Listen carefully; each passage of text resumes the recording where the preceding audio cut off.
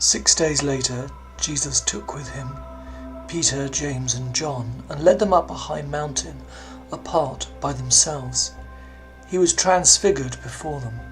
His clothes became dazzling white, such as no one on earth could bleach them. And there appeared to him Elijah with Moses, who were talking with Jesus. Then Peter said to Jesus, "Rabbi, it is good for us to be here. Let us make 3 dwellings, one for you, one for Moses, one for Elijah." He did not know what to say, for they were terrified. Then a cloud overshadowed them, and from the cloud there came a voice. "This is my son, the beloved. Listen to him." Suddenly, when they looked around, they saw no one, but only Jesus. And as they were coming down from the mountain, he ordered them to tell no one about what they had seen, until after the Son of Man had risen from the dead.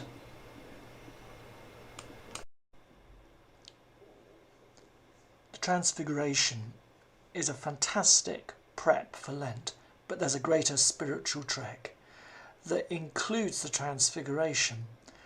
But I want to just rewind a little bit and look at the story beforehand. It begins in chapter 8:27, Caesarea Philippi. Why Jesus took them there, they must have been so bewildered. It's the sanctuary of Pan, the big pagan Disneyland. Pan, who is the figure of chaos and whose temple was at the edge of the Holy Land, was a scandal to Jews. It would have been a place, probably after a few weeks, where they felt exhausted getting there. I'm mindful that sometimes conversion, the realisation of who Jesus is, comes at those low points. It's certainly where Peter is able to say what the rest can't, that you are the Christ.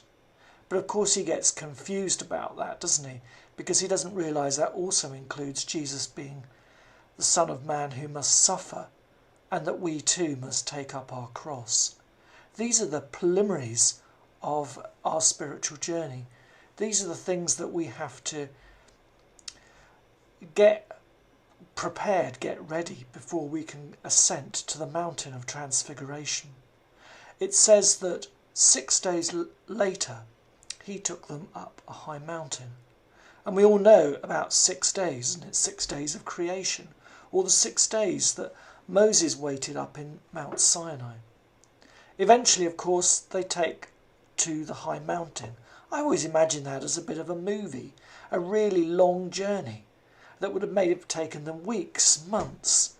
Lots of preparation, lots of thought, lots of thinking about what they had to take and what was actually non-essential.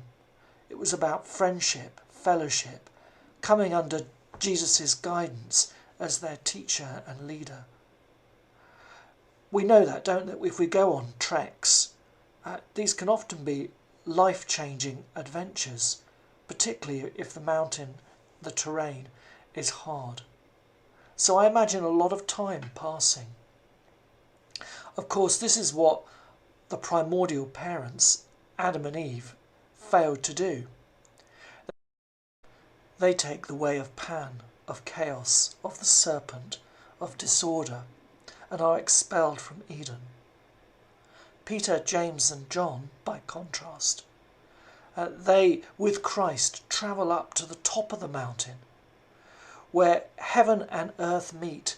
They see Christ as he truly is, transfigured. And more so, the great prophets, Moses and Elijah, standing either side with him. With the prophets of the Old Testament, Moses and Elijah there, they can see that Jesus is not only something new, but he's also integrating their whole past. This is often something that we find on the spiritual journey, that what we have been suddenly begins to make sense. We see his presence in our past. We find integration. You might think, well, that's enough. But God wants us to go further. He wants us to go into the cloud.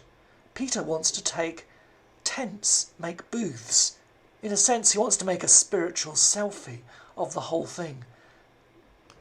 On our spiritual trek, the danger is that we can just stay there, integrated, understanding who Jesus is, kind of got it all mentally in our head sorted, yet not prepared to go further, not prepared to go into the cloud, to do perhaps even the dark night of the soul, to go into that place of mystery, confusion, of waiting. You know that Mother Teresa, for 17 years, claimed she had no sense of God until much later in life, yet she carried on into the cloud, waiting and waiting. And so too with Peter, James and John. Eventually they hear the voice, "This is my Son, the Beloved." And then, in that terrifying moment, there is only Jesus, just him and them. Perhaps that was a message that the evangelist wanted the church to remember, to move forward in the trek, to always going forward with Jesus, to depending on him. There's more that I could say, but I'm going to stop here.